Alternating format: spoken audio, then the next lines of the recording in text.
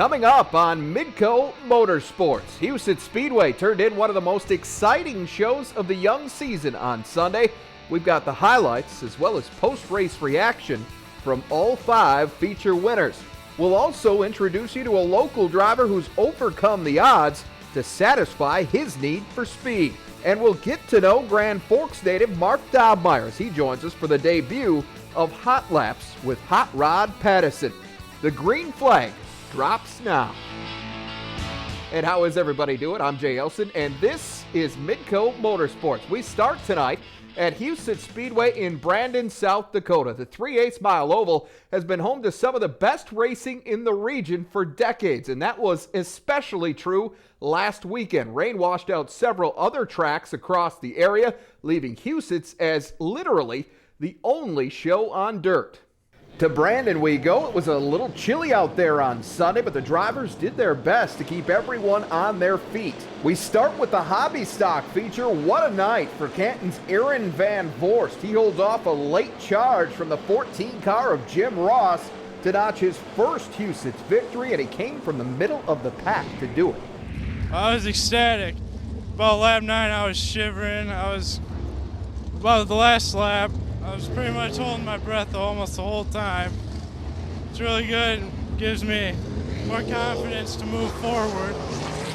VanVoorst becomes the 3rd driver to record a feature win in 3 weeks of racing at Huset so far this season, and he's got a solid grip on the 6th spot in the updated point standings, just 10 points off the pace set by Hobby Stocks leader Dustin Gulbranson of Sioux Falls. Let's move on to the B-Mods now. The 62 car of Denny Lotman in control early in this one, but Miah Christensen would find another gear. He completes the pass on the high side here, and he wouldn't look back from there. Christensen goes on to capture his first Huset's win as well. The 62 just got a little too crossed up there, and we had that run on the top, and once we got up on the top and got clean air, we were just gone. It was a fun race. With that win, Christensen moves into the top 5 in Huset's B-Mod standings. Points leader Nick Van Bell, meanwhile, finished 3rd this week. He's still looking for his first feature win. Street stocks were up next, and this night belonged to Jesse Akkerman. The 87 car started in the front row, and he stayed there. Akkerman holds off Travis Schurz to get the wire-to-wire win. It comes just 1 week after engine problems shut him down. One thing about our team is there's no quit. There's no quit at all, and so I love about them, and welcome to racing, man. Anything can happen and does happen, and we just show up the next week to fight again. Those mechanical problems put Akkerman in a big hole as far as the standings are concerned. He's currently tied for 13th place.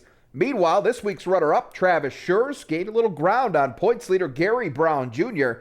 Schurz is now just 4 points back in 2nd. Let's go to the 360 championship sprints. What a battle we had between Tommy Barber and Robbie Wolfgang. Barber dominated early on, but Wolfgang finally finds a window on the white flag lap. The 1B sneaks inside the 75 coming out of turn 2, and he holds him off from there. First win of the year for Wolfgang, who thinks this could be a sign of things to come.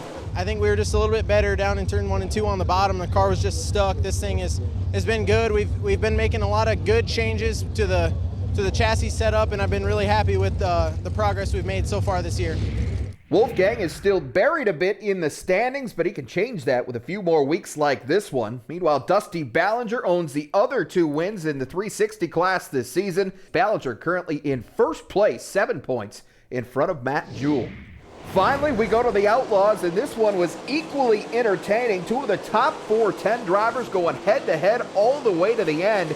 Terry McCarl and Mark Dobmeier. Final lap, McCarl gets a little too high in turn 2, and Dobmeier takes advantage. The Grand Forks native takes the lead and the win. It's his 2nd of the season at Huset's, and afterward he talked about the battle with one of his longtime rivals. This is definitely one of the best finishes in the books here. We, T-Mac, I passed him in the first couple laps of the race. He got me back when I was racing with Linton, and I just kept him in my sights and stayed on him through the whole race. And right at the very end, I was able to capitalize on the bottom of 1 and 2 and pick him off on the last lap. So it's definitely one of the best finishes here. I mean, he's the king of Huset's, and it's fun to get up here and give him a run for his money.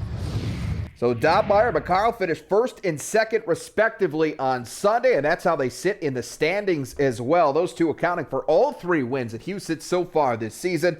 Lucas Wolf is a close third. Terry's son Austin is fourth, with Jody Rosenboom rounding out the top 5.